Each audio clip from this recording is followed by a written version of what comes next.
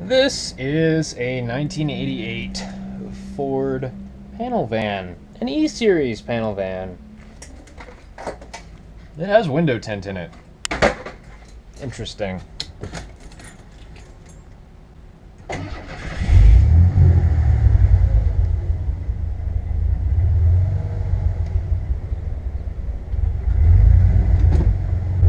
If you ever think dirty old man, this is the form of transportation that comes to mind. This van is powered by a Ford Straight 6 coupled to an automatic transmission, which runs off the screams of innocent children. Steering is theoretical at best. The AC is supposed to exist but doesn't, so instead you have smoker windows. The shift indicator is on the steering column, which I love. The gauges are square, which I also love. And the exhaust is broken right about there, which is really loud and makes it honestly kind of fun. There's no radio. You get no radio. You get nothing. No sound. All you get to listen to is the engine, the muffled cries of your victims, and the wind. Hello, fellow brick. Let's go on the highway. That seems like a bad idea.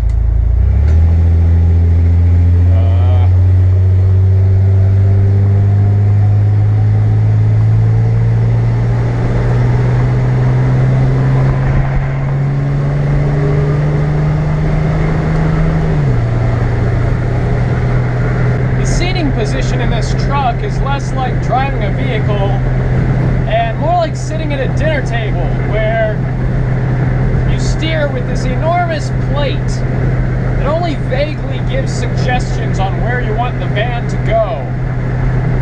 As you can tell, road noise is a bit excessive. Considering that I'm basically driving a sardine can on wheels, that's not really surprising. I mean, that one layer of plastic is all that's in between me and the Ford Straight 6 that's moving me along the highway at 65 miles an hour.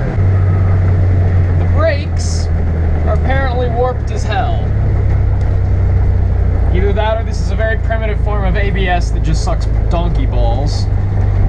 I love the turn signal indicator. It's this very spindly little lever that has a click so intense that when you move it, you feel like it's going to snap off in your hand.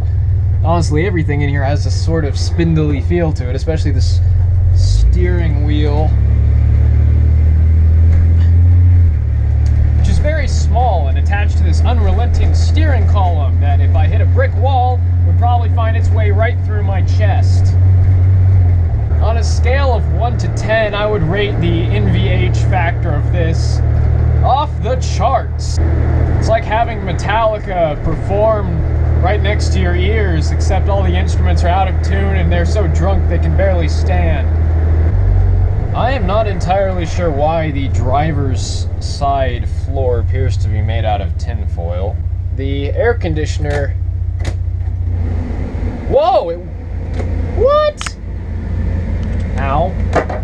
The air conditioner works! It actually blows cold air. Oh, that could just go to hell then. Oh yeah, we're driving in luxury now. We have air conditioning. And it's cold! What does this do? Oh, it's a... Oh, cool, cigarette lighter. Wow. So many creature comforts. Mercedes Maybach can suck it. House handling. Little bit of body roll. And by little bit, I mean a lot. By a lot, I mean this will probably flip.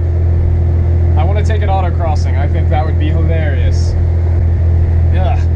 This steering wheel is just kind of falling apart in my hands. What's the horn sound like? That's great.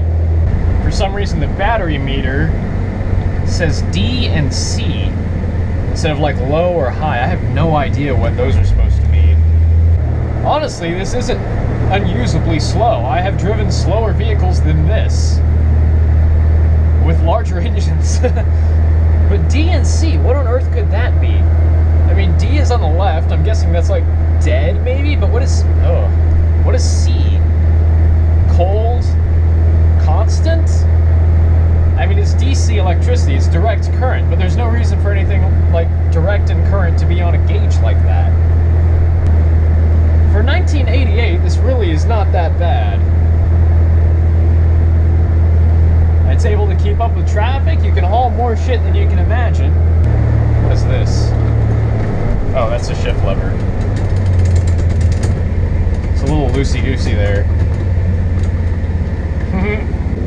Oh, there's the handbrake.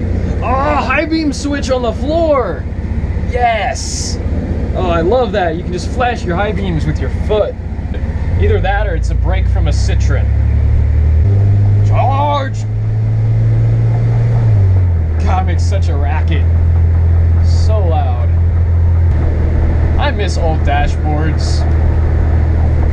Oil level, coolant temperature, battery level, fuel, speedometer, odometer, turn signals, parking brake, seat belt. That's it. That's all you get. No OBD2, no backup cameras. Oh, I probably should have gone through that. Everything that was in the back is now at the front. I just feel like Flight of the Valkyries should play every time you touch the accelerator pedal on this.